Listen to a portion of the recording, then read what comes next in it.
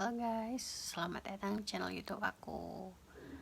Di video kali ini aku mau sharing cerita tentang seseorang, dimana seseorang ini gak ingin identitas aslinya disebutkan, tapi dia izinin aku untuk share cerita pengalaman hidupnya yang bisa dibilang buruk.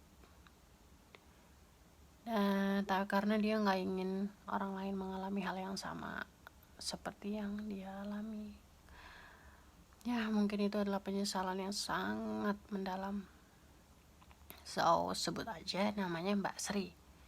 Nah, Mbak Sri ini orangnya lumayan cantik, lumayan menarik. Teman aku juga. Dia seorang TKW juga dulunya, tapi sekarang dia di Indonesia. Nah, dulu ceritanya itu pertama kali dia waktu di pertengahan kontrak kerjanya, dia sempat berpikir buat cari kerja sampingan, part time job gitu, karena dia butuh duit untuk dikirim ke Indonesia ke keluarga yang di kampung.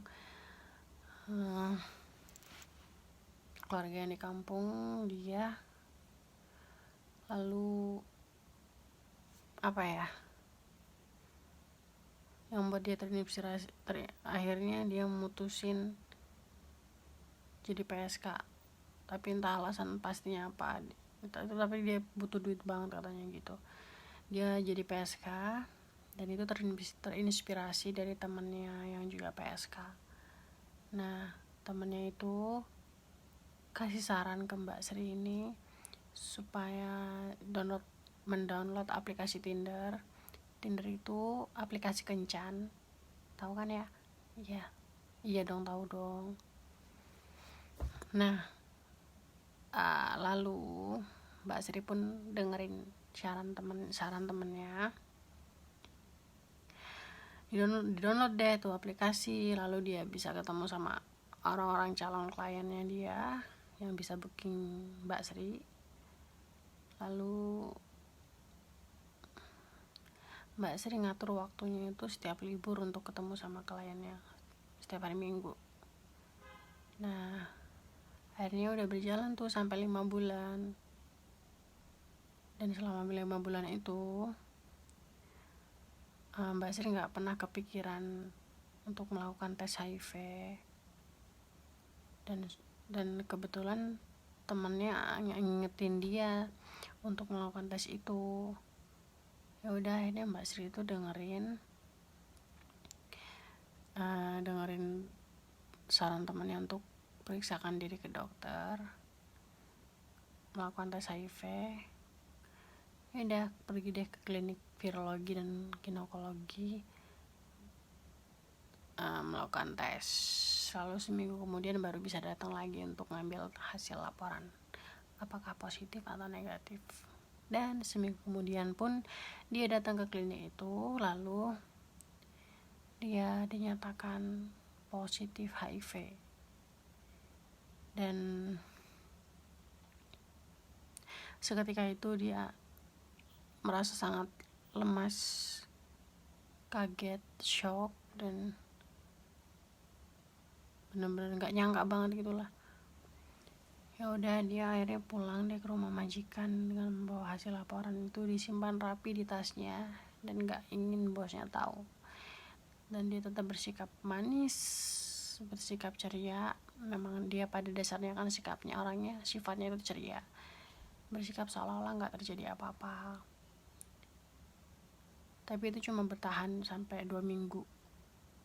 Lalu dia akhirnya jujur ke majikannya kalau dia itu positif HIV. Dan bosnya juga kaget kan dengar kejujurannya kayak gitu. Lalu bosnya itu nanya, kamu dulu datang ke sini sehat, nggak kenapa-napa, lalu kenapa kok sekarang bisa sampai sakit kayak gitu. Ya udah, Mbak Sri bilang gimana kronologi ceritanya, kalau dia udah bohong sama si bos, maksudnya nggak jujur kalau dia itu jadi PSK selama 5 bulan itu. Ya udah, akhirnya dia tertularkan karena profesinya itu Lalu si bos pun mikir untuk masih ngasih pertimbangan dulu selama beberapa minggu dan mempertimbangkan gimana ngadepin masalah si Sri ini. Lalu selang beberapa minggu kemudian si bos ini manggil Sri untuk menyampaikan sesuatu kalau si bos nggak bisa lagi mempekerjakan si Sri karena dikhawatirkan itu membahayakan anggota keluarganya gitu. Ya udah deh, lalu Mbak Sri mau nggak mau harus menerima kenyataan pahit itu dengan perasaan yang benar-benar lapang. Dan akhirnya Mbak Sri membereskan semua barangnya, siap-siap untuk dikirim ke Indonesia. Dan selang seminggu kemudian Mbak Sri balik ke Indonesia. Entahlah apa ya, kenapa bisa sampai seceroboh itu.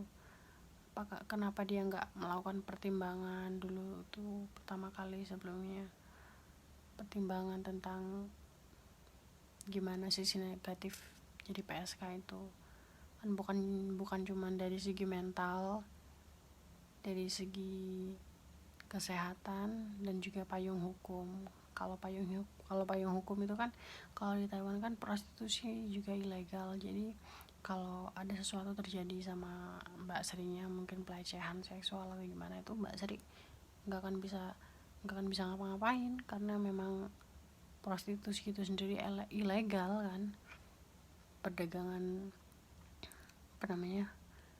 seks komersial gitu. Lalu nggak cukup sampai situ aja, Mbak Sri merasa masalah udah selesai, walaupun sedikit lega karena udah jujur sama si bos dan akhirnya keputusannya dia dipulangkan ke Indonesia. Tapi Mbak Sri harus menghadapi masalah lagi nanti di Indonesia.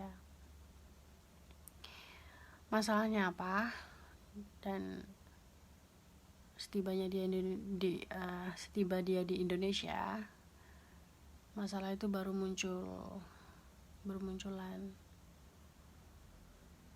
Ya, dia harus ngadepin keluarganya, gimana mulai jujur sama keluarganya, sama suaminya, dan ya keadaan ekonominya juga tambah sulit kan pastinya dengan Mbak Sri yang mungkin nggak kerja lagi sebagai seorang TKW, karena selama ini ekonomi keluarga itu juga dibantu sama hasil dari Mbak Sri kerja. Ya udah, akhirnya sekarang kondisinya Mbak Sri ya, walaupun dia udah konsumsi tiap hari obat antivirus HIV, ya dia masih kelihatan baik-baik aja sekarang, masih hidup normal kayak orang-orang, walaupun mungkin dia batinnya sangat tertekan ya. Mungkin aku juga nggak tahu, tapi